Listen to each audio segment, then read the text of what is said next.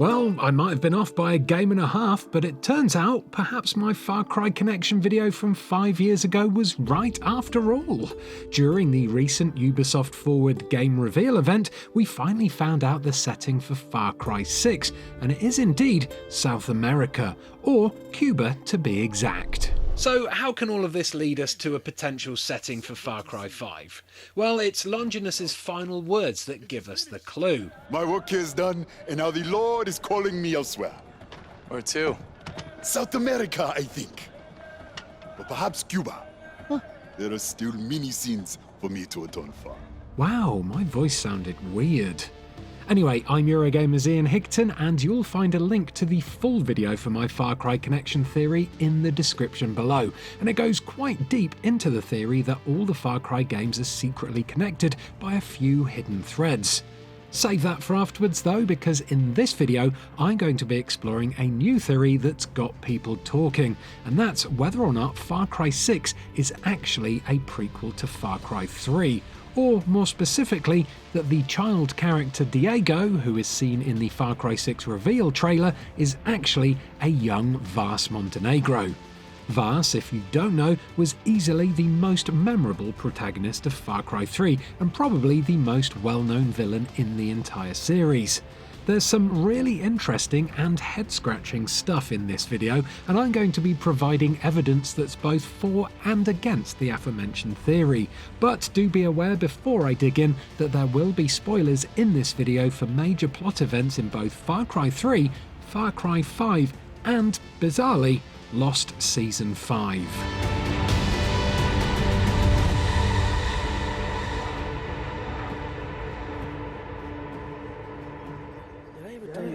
What the definition of insanity is. Okay, let's kick things off with evidence for the theory that Far Cry 6 is connected to Far Cry 3 with something that happened a couple of months before Far Cry 6 was even officially announced.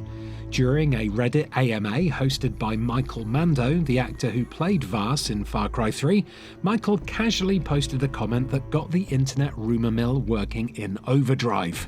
"Vaas is my spirit animal," he said, and who knows, maybe I will reprise the role very soon, ? And then he throws in a cheeky sticky outy tongue emoji to further encourage the Vaas theories. This type of comment made so close to the official announcement of Far Cry 6 and done in such a nudge-nudge, wink-wink kind of way surely has to be a little hint to a return to the series for Vaas. Although, to be fair, if it's not true, that is just the kind of mean-spirited trolling that I'd expect from someone like Vaas, so maybe that could have just been Michael having a bit of fun with the character once again. Oh. He's alive! Oh. Yes! Open up, it's full of vitamins! The next most compelling piece of evidence for Vaas making a return, albeit in a younger form, was discovered by Joe Scrabbles, the news editor for IGN, who noticed a striking similarity between Vaas and Diego's eyebrow scars. As you can see from Joe's tweet here, the prominent eyebrow-splitting scars above both characters' right eyes are almost identical in every way. Vaas's may be a little lighter and a little lower down than Diego's perhaps, but who's to tell what difference time and circumstances could make on a scar? Diego's scar must be pretty fresh considering his age, so it would likely fade over time. Weight was added to this theory in a big way that same day when Mando tweeted out a second incredibly tease-tastic comment by retweeting Joe's original tweet along with the word insane and a mind-blown emoji. Could Michael just be genuinely surprised at this striking yet coincidental similarity, or could his use of the word insane be another big clue from the man himself?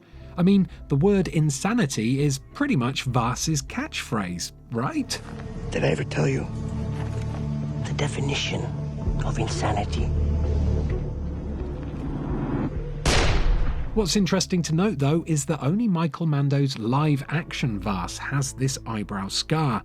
That scar is completely absent from the in-game model for Vaas, so it's 50-50 whether or not that scar is actually a legit piece of lore or just the result of a split-second decision from a razor-wielding makeup artist. Okay. Music, please. Alrighty, the fours have been foured, so now for the evidence against the Diego equals Vaas theory, and for these, I've gone into some deep lore. Now, for this theory to be correct, there's some serious lore bending to be done, because according to the Far Cry 3 fandom wiki, Vaas was actually born in 1985 on the Rook Islands, and was a native Rakyat, who are the tribe indigenous to the island.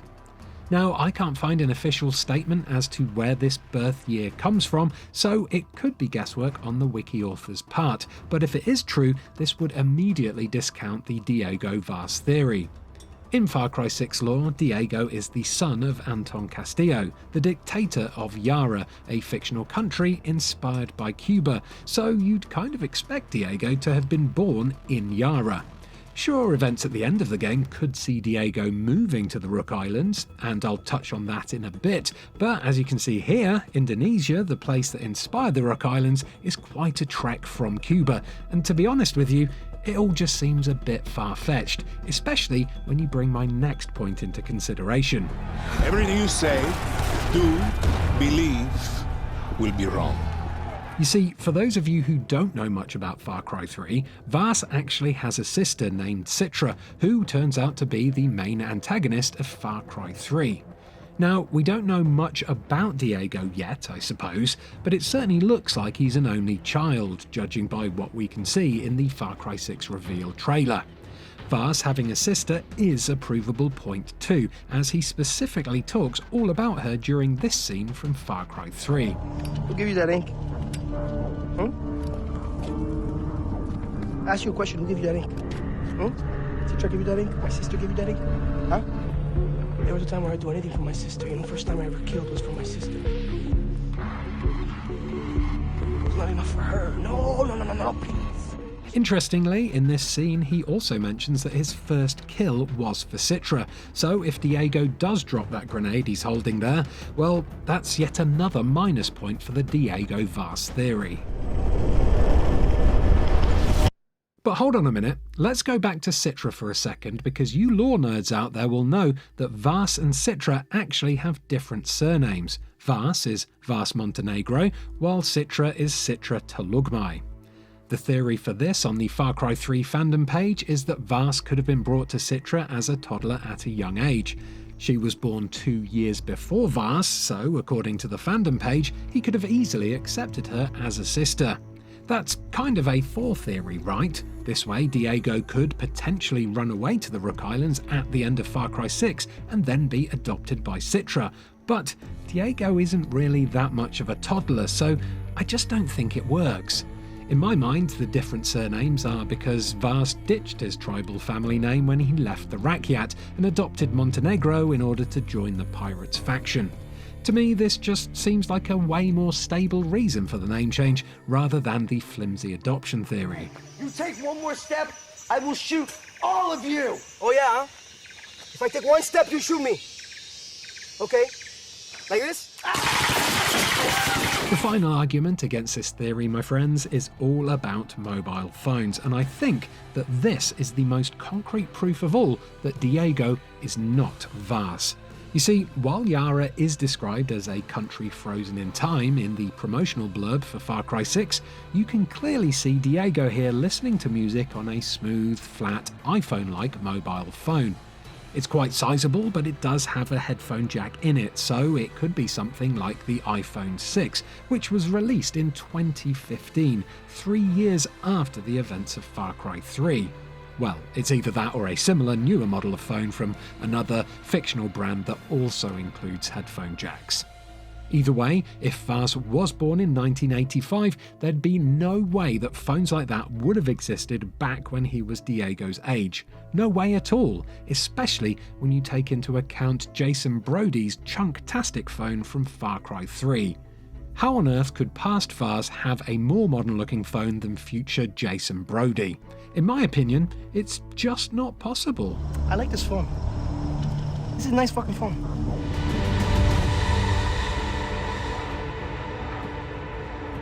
So, with all the fors and againsts out there in the open for you to dwell on, it's time for some conclusions. After looking at all the evidence, I believe that, without doing some major retconning to time itself, it is impossible for Diego from Far Cry 6 to be Vaas. It just doesn't work without breaking a bucket load of established lore for Far Cry 3. But wait, what about the apocalyptic ending from Far Cry 5? You know, the one where the world literally ends. It is finished, child. Well, Yara looks pretty healthy in Far Cry 6, aside from all the revolutions and stuff, so maybe, and this is a big maybe the apocalypse reset time? Yes, I know it's a dumb idea, but the TV show Lost did do something similar, so I guess it's maybe possible? You son of a bitch! Did I ever tell you what the definition of insanity is? Wiping the slate clean would allow the writers to easily link both characters together, but I don't know, it just seems a bit too cheap to me, and I'll be disappointed if this is the way things go. So what about the Eyebrow Scars then? And the Mando teases? Well, here's where my imagination comes into play, because while I don't believe Far Cry 6 is a prequel to Far Cry 3, I do think, based on Michael's teases, that we will see Vaas return in Far Cry 6. But in what way? I can only guess. Could it be as some kind of hard-to-find one-off Easter egg? Or maybe as a number of found footage collectible items, like, say, the Jackal tapes from Far Cry 2? Show him what a messy, terrible thing it is to kill a man, and then show him that you relish in it. Shoot the wound, then execute the wounded. Burn them. Everything I've mentioned in this conclusion is of course pure speculation, but piecing it all together in my mind has led me to a big, but undoubtedly completely wrong theory. This theory would, however, work with the established lore of the series and create an interesting plot twist of a narrative for Far Cry 6. Okay, you ready? Here we go. Perhaps Vaas didn't die at the end of Far Cry 3 after all. Perhaps he was so broken by his defeat at the hands of Jason Brody that he just up and left the Rook Islands and ended up in Yara, an island that's so frozen in time that it escaped the end of the world. Once there, who's to say Vaas couldn't become the leader of a brand new hostile faction on that island? A charismatic leader with a new eyebrow scar from his fight with Jason might be an enticing prospect for, say, the rebellious son of a dictator who wants a brand new father figure. Perhaps Vaas is corrupting Diego behind the scenes, and perhaps the boy's eyebrow scar is a way to emulate his new hero, or even it's a way to pay tribute to him without Anton knowing. Might Diego betray his father mid-game on the orders of an older, eviler Vaas? Who knows? I'm just guessing, but what I do know is I will be very disappointed if we don't at least see Longinus in Far Cry 6. I mean, he did say Cuba was where he was headed, after all. Where to? South America, I think. Or perhaps Cuba. There are still many scenes for me to atone for. Thank you so much for watching this video. I hope you enjoyed my weird and wonderful theories. If you did, please do give it a like, share your theories with the Eurogamer community in the comments below, and make sure to subscribe to this channel for more Far Cry 6 coverage as and when we learn something new. Oh, and if you're a fan of theory videos and you haven't watched them already, there's a few of our previous ones on screen for you to click on right now. Goodbye.